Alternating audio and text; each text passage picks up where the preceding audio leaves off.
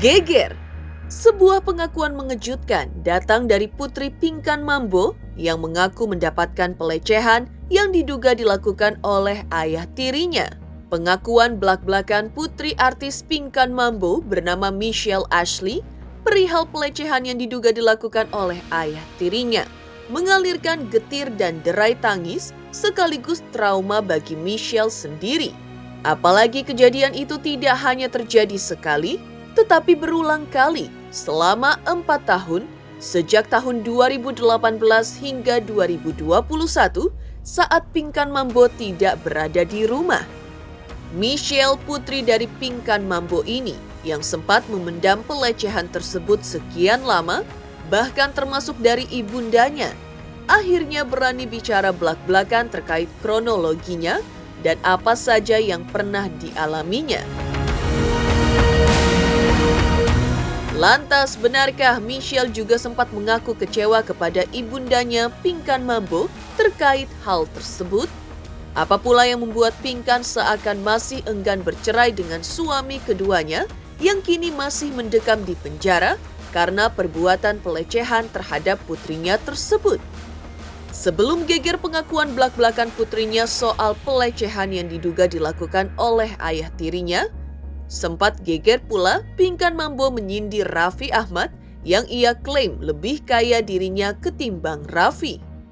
Bahkan Pinkan mengatakan bahwa Raffi tidak ada apa-apanya dalam hal kekayaan karena dirinya memiliki 50 perusahaan dengan total harta hingga 50 miliar, baik di dalam negeri maupun di luar negeri. Tak hanya menyindir Raffi, Pinkan Mambo juga sempat menyindir Maya Estianty dengan menyebut Maya bergaya hidup mewah karena kekayaan suaminya.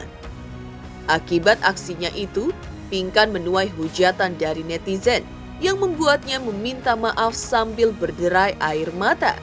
Namun sebelum pernyataan sindiran terhadap Raffi Ahmad dan Maya Estianty itu terlontar, Pinkan pernah mengisahkan pernah merasakan hidup hingga ke titik nadir akibat sepi job. Pinkan ketika itu terpaksa harus menjual kue dan pisang goreng, bahkan pernah menjual barang-barang bekasnya untuk mendapatkan uang. Lantas seperti apa kisah pilu Pinkan sembari berurai air mata? Pemirsa, bersama Intens Investigasi, kami hadirkan kabar terkini, terpercaya dan teraktual. Tetapi sebelumnya, jangan lupa untuk like, subscribe, dan juga share channel YouTube ini.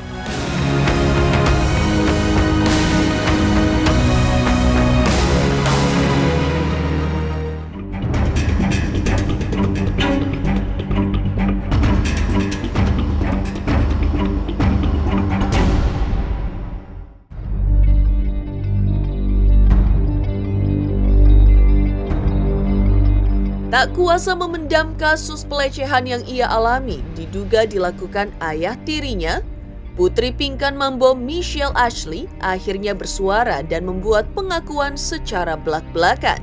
Apalagi peristiwa bak mimpi buruk itu dialami Michelle tidak hanya sekali, tapi berkali-kali dalam rentang waktu bertahun-tahun pula, dari tahun 2018 hingga 2021, saat ibunya Pinkan Mambo sedang tidak berada di rumah. Setelah mengungkap secara belak-belakan melalui vlog di YouTube, hari ini Michelle menceritakan secara gamblang awal mula pelecehan tersebut terjadi di hadapan awak media siang tadi. Seperti apa kronologi pelecehan tersebut terjadi? Lantas apa yang menyebabkan peristiwa dugaan pelecehan tersebut terjadi dalam rentang waktu begitu lama, sekitar 4 tahun, dan didiamkan saja? Dan apa yang membuat akhirnya kini Michelle angkat bicara setelah sekian tahun lamanya diam 1000 bahasa? Usia aku 12 tahun. 12 tahun terjadi pas 12 tahun aku belum berumur ya. Michelle, ini kan yang berkembang di pemberitaan adalah bahwa kamu mendapatkan pelecehan seksual. Mungkin boleh dispesifikasi lagi pelecehan seksual apa yang kamu alami, karena pelecehan seksual itu sangat bersayap kalimatnya. Apakah Mungkin kamu udah- pelecehan verbal atau Mungkin seperti udah apa? bisa dibilang masuk perkosa. Pemerkosaan ya? Iya, sebesar itu beritanya, dan udah nyampe pengadilan juga, dan udah di penjara orangnya. Sejak awal kejadian langsung terjadi pemerkosaan atau dari awal tuh baru kayak pegang-pegang? Mungkin informasinya aku cuma bisa kasih segitu doang ya. Kronologinya ya udah sampai diperkosa, dan ya sekarang lagi pemulihan, dan semoga itu nggak terjadi ulang lagi kepada aku. Dan ya di sini mau cuma menyampaikan supaya mami aku bisa sadar aja sih kesalahannya di mana, dan karena di dalam rumah aku nggak bisa ngerasain perlindungan dari mamaku sendiri. Informasi bukan terjadi 5 bulan doang, dan seterusnya sampai 2 tahun, sekitar 2 tahun. Oke, maksudku dari awal kejadian, dari pertama kali ayah tiri kamu itu melakukan itu langsung kamu mendapatkan pemerkosaan gitu? Iya, perlakuan dia dari kecil-kecil dan sepanjangnya sampai melebar dan makin parah. Karena aku selama ini udah menutupkan pendam-pendam kesalahan aku. Terus traumanya tuh selalu di-trigger sama kadang mami, dan ya udah hilang sih kesabarannya dari 2 minggu yang lalu, karena aku selalu dipojokin sama mami tahu dari 5 bulan setelah kejadian dan seterusnya. Aku pasti ada traumanya sama laki-laki, tapi aku mencoba untuk keras untuk menghindari itu, karena gak semua laki-laki ya sama, dan gak semua kejadian itu bakal terulang di laki-laki juga.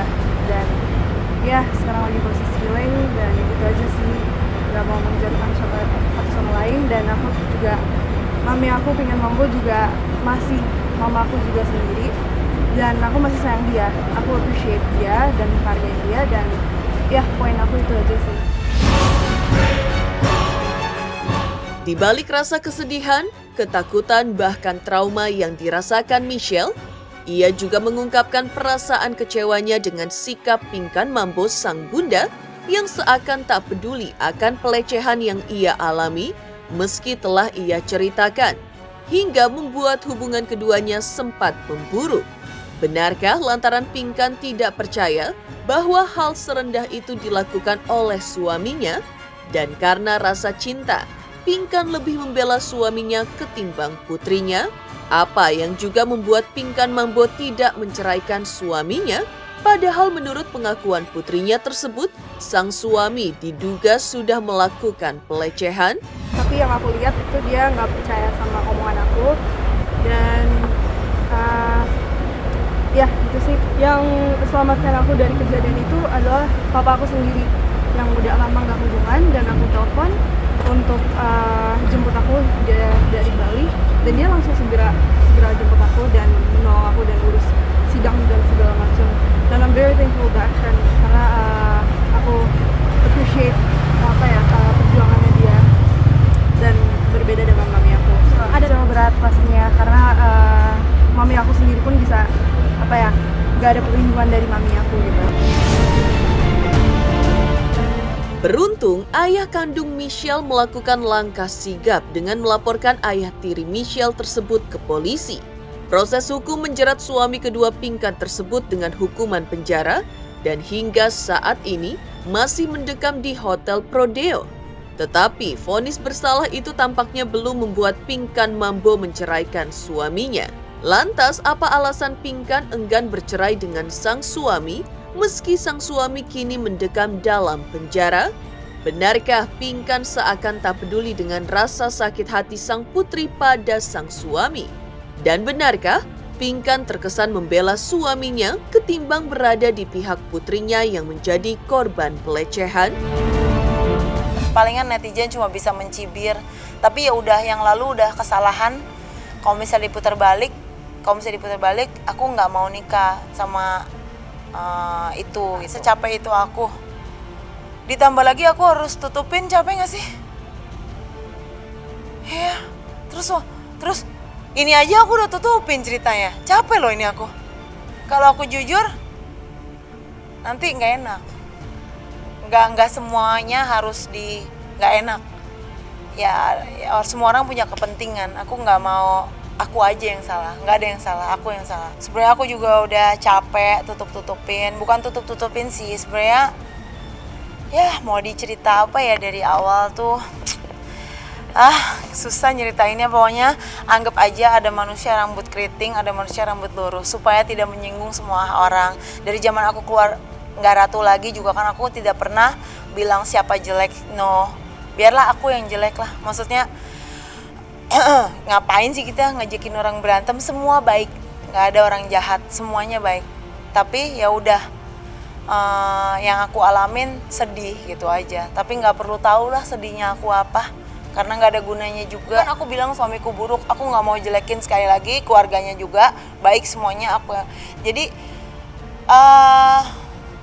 tapi kita tuh nggak suka sama kita tuh, menurut dia mungkin aku barangnya ganggu, menurut aku barang dia ganggu, ngerti gak sih?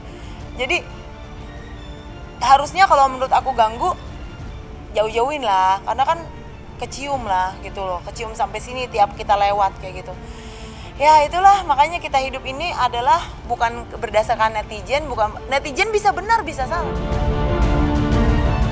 Mau urus ke Amerika, email doang sih, nggak pakai, mudah-mudahan nggak harus datang ke sana untuk perceraian. Saya bilang nggak bisa gitu, harus cerai. Mungkin saya akan cerai sih, karena saya mau apply ke Amerika, mau urus cerai, terus mau samperin dia syuting ke luar kota.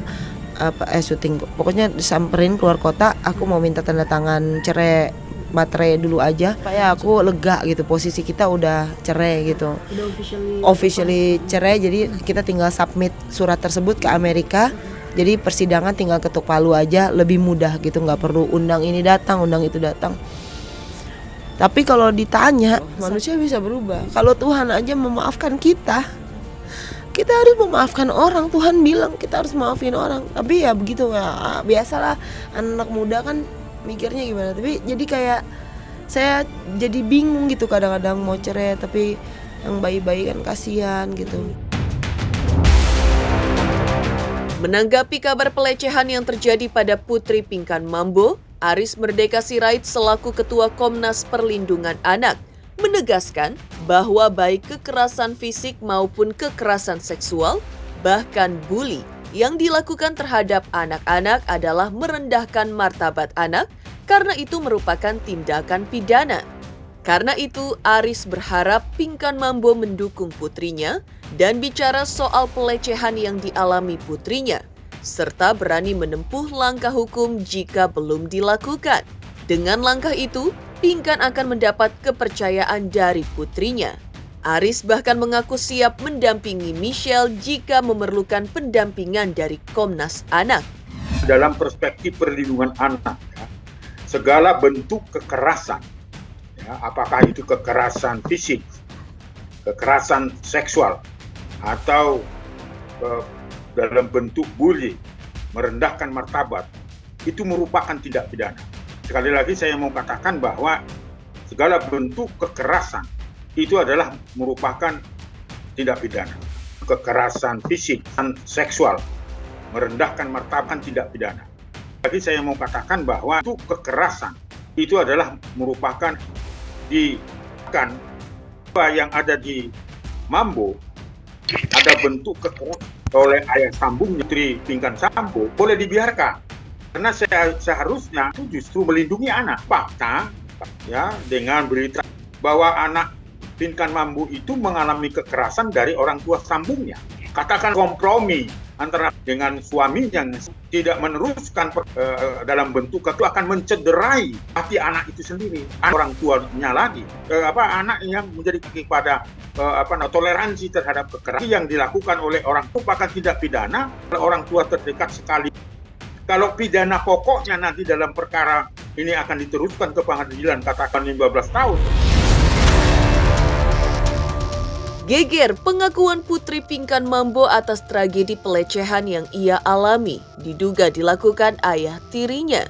Lantas, seperti apa pula geger pernyataan Pinkan Mambo terkait Raffi Ahmad dan Maya Estianty beberapa waktu yang lalu yang membuat heboh netizen? Pemirsa Intens Investigasi, jangan lupa untuk like, subscribe, dan juga share channel YouTube ini. Halo, saya Lucky Perdana. Jangan lupa saksikan terus Intens Investigasi setiap hari hanya di YouTube. Dan jangan lupa untuk like and subscribe.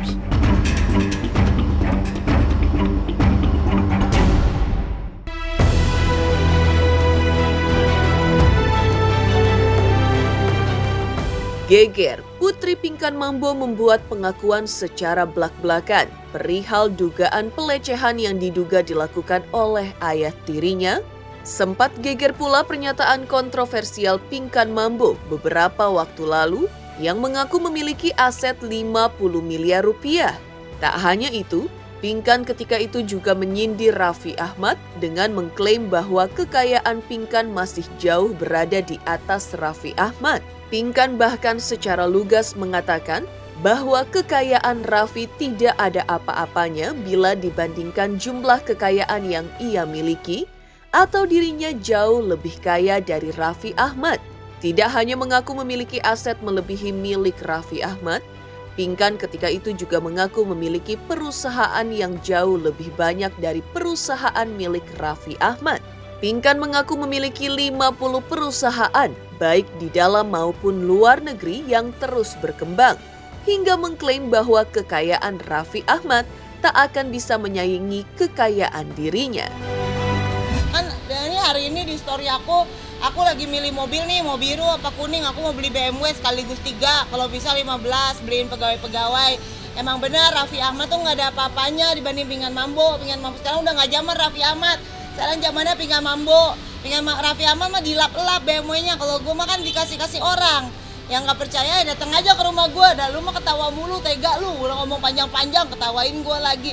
Emang gue beneran kaya raya, masa gue harus kasih tahu saldo gue yang sisa 150.000? Enggak, bercanda, itu bercanda. Saldo ada lah, berapa juta doang, nggak nyampe 10 juta, ada 30 juta ada. Gue mah tetep Pinkan yang punya usaha 50 perusahaan, jadi gue mau keluar negeri bisa aja, tapi emang gue pengangguran, gue keluar negeri. Gue lagi nge-build up perusahaan gue, Michelle, semua. Gue nggak jalan-jalan doang, tapi gue ngurusin banyak orang supaya Pinkan Mambo ini bisa jadi calon presiden, bisa berguna bagi nusa dan bangsa. Hari ini aku susah nggak? Hari ini aku punya 50 perusahaan. Kalian bilang aku tukang pisang goreng, bodo amat, gue beli Alphard sendiri. Oh, gue mah sama Raffi tos, sama-sama orang kaya. Mana sempet ngurusin orang. Dan setelah membuat pengakuan tersebut, tak lama, Pinkan Mambo membuatnya meminta maaf atas pernyataan yang membuat netizen terhenyak dan tak pelak membuat Pinkan Mambo dihujat habis-habisan oleh netizen. Saya mohon maaf buat seluruh rakyat Indonesia. Kalau saya ini mungkin ada setan lewat, jadi saya tidak bermaksud untuk menjelekkan Raffi. Saya tidak pernah bermaksud bilang Raffi cerai. Saya tidak pernah bermaksud bilang saya lebih kaya dari Raffi. Saya tidak pernah bermaksud seperti itu. Semua orang itu kaya. Semua orang itu kaya karena kita bisa bernafas. Semua Raffi Ahmad juga baik sama saya dan menjadi artis yang baik di Indonesia. Saya salut sama ulama-ulama yang juga pendukungnya Lesti Bilar. Saya juga mohon maaf sebesar-besarnya kalau saya jadinya jelek. Saya tidak bermaksud menjelekkan, saya hanya cari uang buat beli susu anak-anak saya. Toh dulu saya juga jualan pisang goreng, saya juga bukan siapa-siapa, saya malu. Selain menyindir Raffi Ahmad, Pinkan juga sempat menyindir mantan pasangan duetnya di Duo Ratu, Maya Estianty. Pinkan mengatakan kehidupan mewah Maya lebih karena kekayaan suaminya yang fantastis, bukan karena kekayaan Maya sendiri. Bahkan Pinkan juga sempat membongkar kesalahan Maya di masa lalu saat bersama di Duo Ratu. Maya kayak mana Maya jelekin aku aja, jadi aku jelekin balik. Karena kan biar masyarakat melek gitu loh, bangun woi. Kalau gue ini anak baik-baik loh, gue dijahatin loh malahan. Maya menggiring opini supaya menjelek-jelekan aku di vlognya. Ada Michelle juga waktu kemarin kan. Jadi dibilangnya Pinkan nggak disiplin, apa nggak ada dikeluarin grup itu karena nggak disiplin, nggak ada. Terus dibilangnya Pinkan kabur aja dulu ke luar negeri. Yang nggak disiplin itu Maya sebenarnya. Kalau aku Maya, sorry tuh saya datang ya, dia bilang aku nggak cek sound, nggak mungkin. Tanya Dani, terus siapa yang cek soundin? Once belum bangun.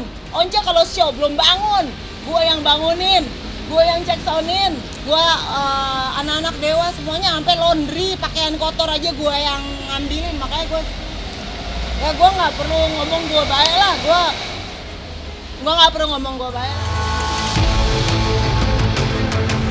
Geger aksi Pinkan Mambo yang sempat menyindir Raffi Ahmad dan Maya Estianty berujung Pinkan dihujat netizen. Lantas benarkah Pinkan Mambo juga sempat menjalani hidup hingga di titik nadir karena sepi manggung hingga menjual pisang goreng dan barang-barang bekas?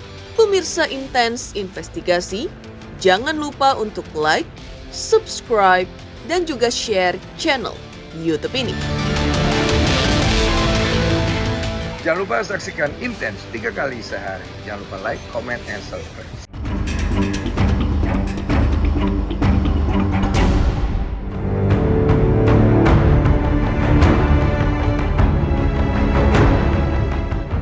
Sempat geger aksi Pinkan Mambo menyindir Raffi Ahmad hingga mantan pasangan duetnya di grup vokal Ratu, Maya Estianty, hingga menuai hujatan dari netizen. Sebelum mengaku memiliki kekayaan yang fantastis, Pinkan Mambo sempat mengaku dirinya pernah berada di titik nadir dalam karirnya. Pinkan pernah mengisahkan bahwa kondisi ekonominya anjlok hingga harus berjuang mati-matian untuk menghidupi keenam anaknya karena tidak ada tawaran manggung. Demi tanggung jawabnya kepada anak-anak dan bertahan hidup, saat itu Pinkan harus rela berjualan pisang goreng yang keuntungannya hanya Rp10.000. Lalu Pinkan juga sampai harus menjual codet, keranjang sampah, serta barang-barang bekas lainnya untuk mendapatkan sedikit uang. Tak hanya itu, Pinkan juga pernah berjualan kue untuk membiayai persalinannya dan memenuhi kebutuhan hidup anak-anaknya. Pinkan rela melakukan pekerjaan sederhana sekalipun sebagai bentuk rasa tanggung jawabnya akan hidupnya sendiri dan juga keluarganya.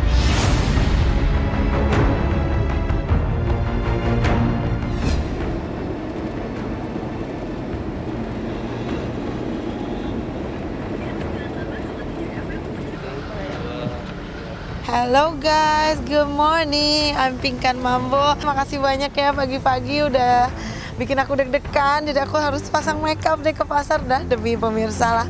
Biasanya sih nggak pakai makeup. Anyway, ini baru jam 5 kurang ya di lokasi BSD di dekat rumah saya. Aku pagi-pagi buta gini udah harus stok makanan, udah harus belanja untuk dimasak gitu Kak. Jam berapa? Nah, jadi kalau di pasar ini orang udah hafal.